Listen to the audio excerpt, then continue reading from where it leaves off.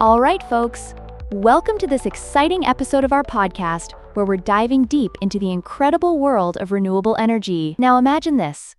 A future where cleaner air and sustainable energy are not just dreams, but our everyday reality. Let's chat about something mind-blowing. Green hydrogen and green ammonia. You know, it's like we're at the cusp of a clean energy revolution, and trust me, there's a lot to unpack here. Wow, green hydrogen? That sounds, super futuristic. But, how does that even work? Is it really as cool as it sounds? Oh, absolutely. So green hydrogen is produced using renewable energy sources like solar or wind to power a process called electrolysis. You basically split water into hydrogen and oxygen. Now, if you think about it, it's like using renewable power to create the elements of life. You're essentially making clean energy from water. How awesome is that? Splitting water, huh? But what about the stuff we use like natural gas? How does this green hydrogen stack up against that? Great question. Right now, producing hydrogen from fossil fuels is cheaper, but it emits carbon dioxide when you do that. With green hydrogen, we're talking zero emissions at the point of production. So it's like, imagine riding a bicycle through a beautiful park instead of driving a gas-guzzling car. You know what I mean? That's a neat analogy. But, can we really replace fossil fuels entirely with hydrogen? What about, transportation and, planes?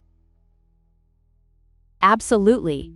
Green hydrogen can be pivotal, especially in hard-to-electrify sectors like transportation and heavy industry. Yes, planes too. You just need to get creative with fuel cells, which are like the engines of the future that utilize hydrogen. Think of it like turning a hot rod into an eco-friendly speed racer, using the same cool technology, but just cleaner. Oh, I get it. That's pretty wild. But you mentioned challenges, right? How do we even store that hydrogen stuff? Is it like keeping, bubbles in a jar? Haha! Well, sort of. Hydrogen storage is tricky because it's the smallest molecule out there. A lot of current methods are like trying to keep hand soap in a flimsy bottle. It just wants to escape. We need more robust infrastructure for that, like high-pressure tanks, or even using green ammonia as a way to store it. Because ammonia is easier to manage. Think of it as putting the soap in a sturdier container. Ammonia, huh? That sounds, kind of scary. Is it? Safe to use in this context? Oh, definitely.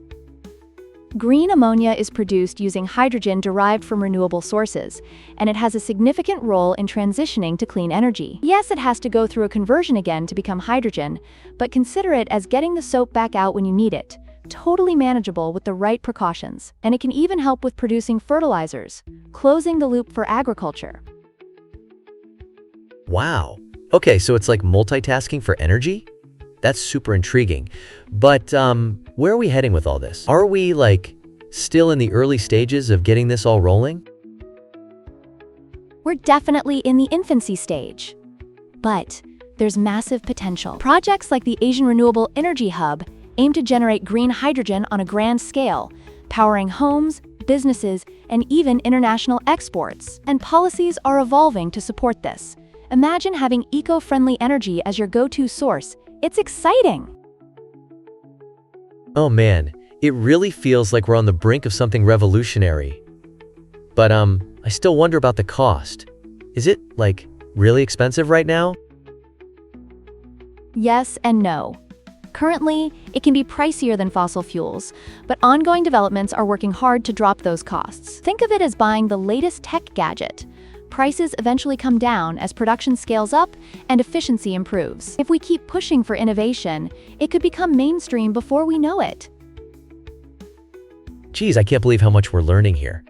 So how can we all get involved in this movement toward clean energy? That's the spirit. You can start by looking into local renewable energy options, advocating for policy changes, or even just sharing knowledge. Every little effort counts. Think of it like adding a small color to a large mural in a community park. Every brush stroke contributes to the bigger picture. Oh man, that's inspiring. Can't wait to dive into this. Where can we learn more about all of this? Absolutely. Check out renewenergy.com. They have loads of info on renewable energy and an awesome YouTube channel to keep you updated. Remember, getting into clean energy isn't just the responsibility of big companies.